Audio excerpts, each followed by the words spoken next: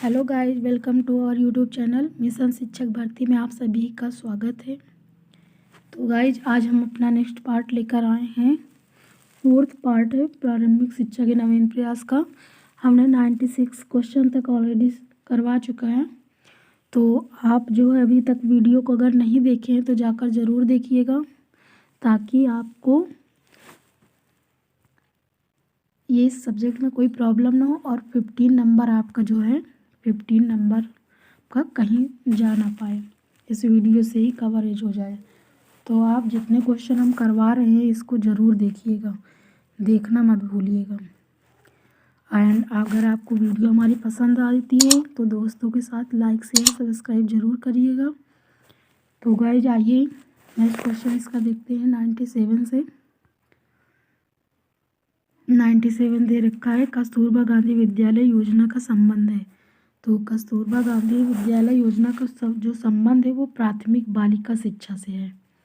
कस्तूरबा गांधी विद्या हमने आपको बताया कि 6 से 8 कक्षा तक है, ये बालिकाओं के लिए है। 11 से 14 वर्ष तक के बालिकाओं के लिए है मतलब। और कस्तूरबा गांधी विद्यालय जो है वो प्राथमिक बालिका शिक्षा से है, गर्ल्स स्कूल से है ना।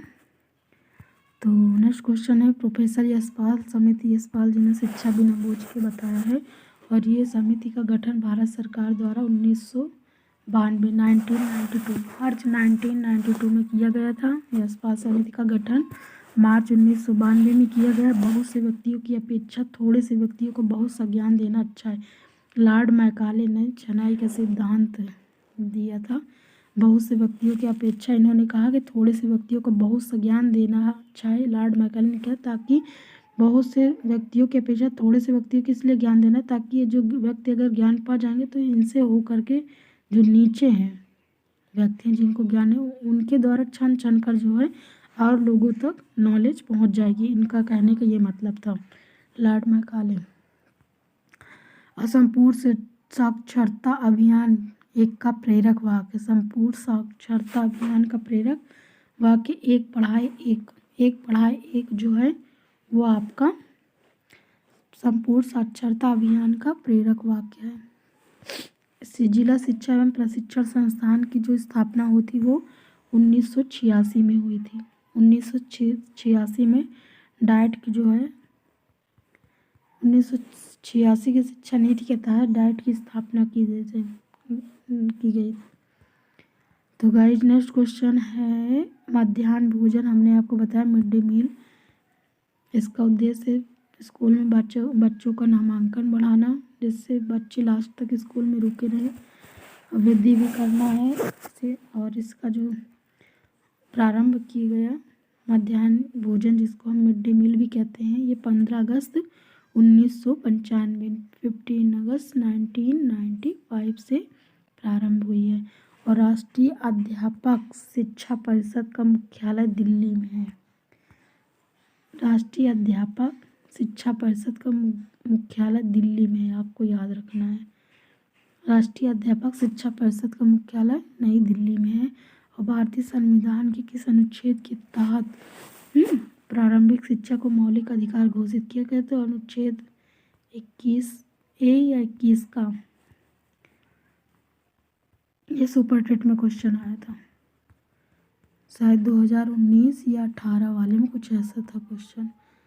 आई थिंक 19 वाले में ही है। तो भारतीय संविधान के अनुच्छेद 21 का में प्रारंभिक शिक्षा को मौलिक अधिकार घोषित किया गया था।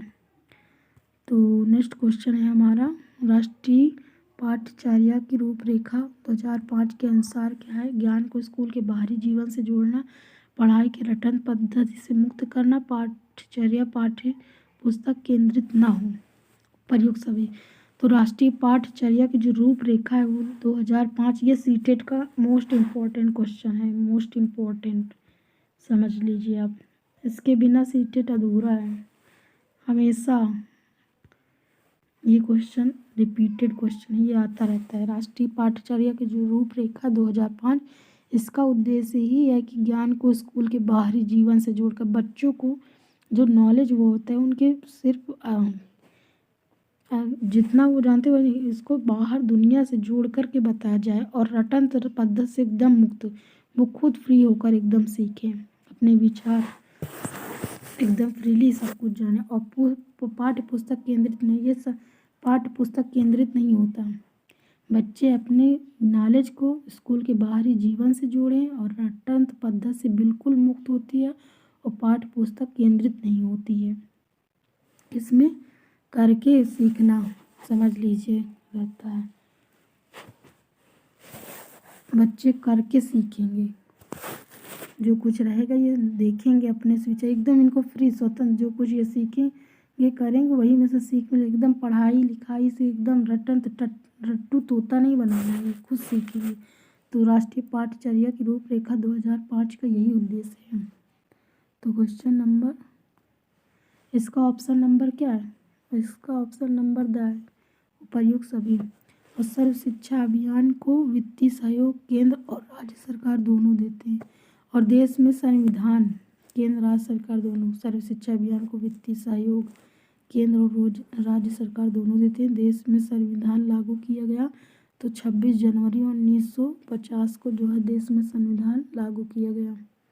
26 जनवरी 1950 में देश में संविधान लागू हुआ। और सर्व शिक्षा अभियान को वित्तीय सहायता केंद्र और राज्य सरकार देता है।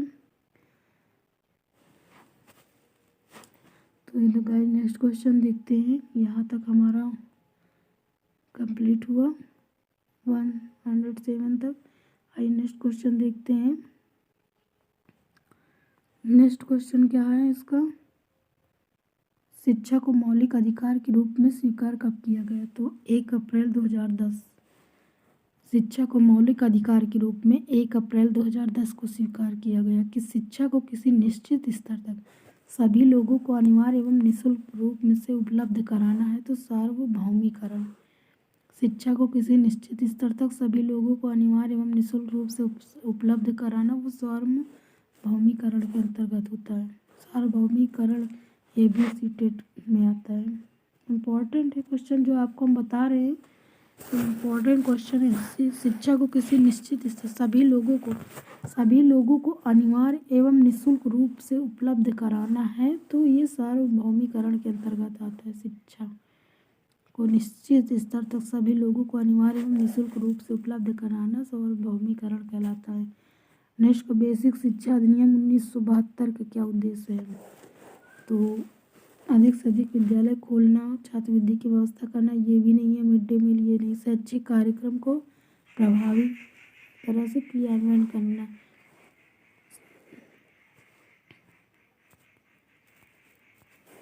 शैक्षिक कार्यक्रम को प्रभावी क्रियान्वयन बेसिक शिक्षा अधिनियम 1972 का उद्देश्य है।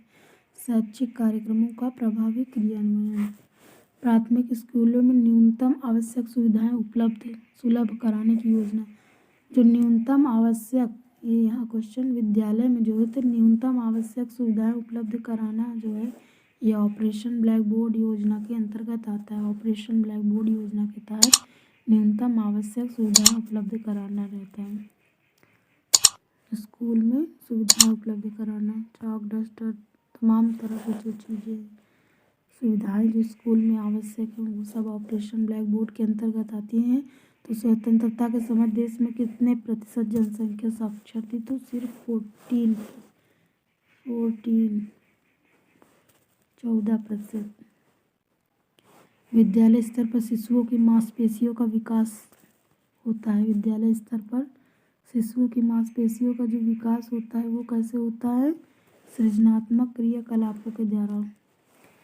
विद्यालय स्तर पर शिशुओं की मांसपेशियों का जो विकास होता है वो सृजनात्मक क्रियाकलापों के द्वारा होता है। और सर्व शिक्षा अभियान किस आयु वर्ग के बच्चों की शैक्षिक व्यवस्था से संबंधित है? तो 6 से 14 वर्ष।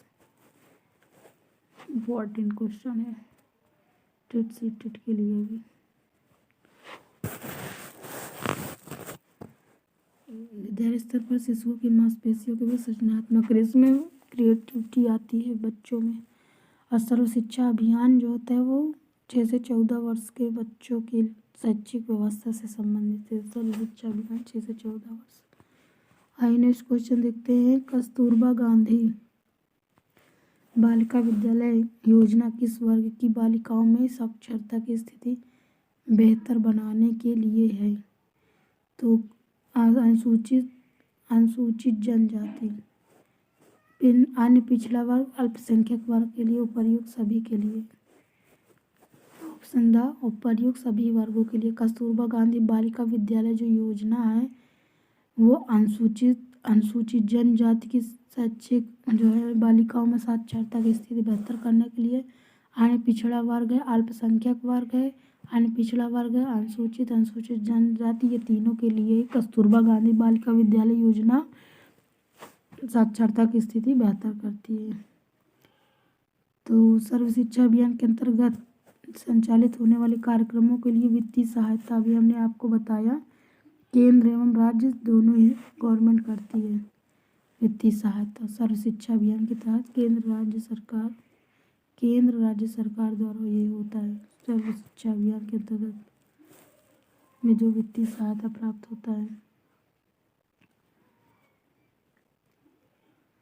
तो गाइस यही तक क्वेश्चन है, 115 116 तक क्वेश्चन हमने आपको प्रारंभिक शिक्षा नवीन प्रयास से करवाए। इसके और इम्पोर्टेंट क्वेश्चन है वो हम आपको आगे के सीरीज में लाएंगे।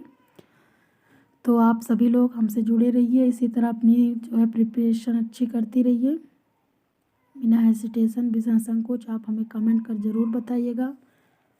तो गाइज हम आपसे इसलिए बार बार कमेंट कर लिखने के लिए कह रहे हैं ताकि हमें आप पता चले कि आप हमसे किस प्रकार के किस टॉपिक पर वीडियो चाहते हैं। तो आप सभी लोग से रिक्वेस्ट है प्लीज़ सपोर्ट ज़रूर करिए ताकि हम आपके लिए अच्छी वीडियो अच्छी नॉलेज दे सकें। तो गाइज ये क्वेश्चन यहीं तक, आप हमसे जुड़े रहिए ऐसे ही। थैंक यू दोस्तों, थैंक यू सो मच।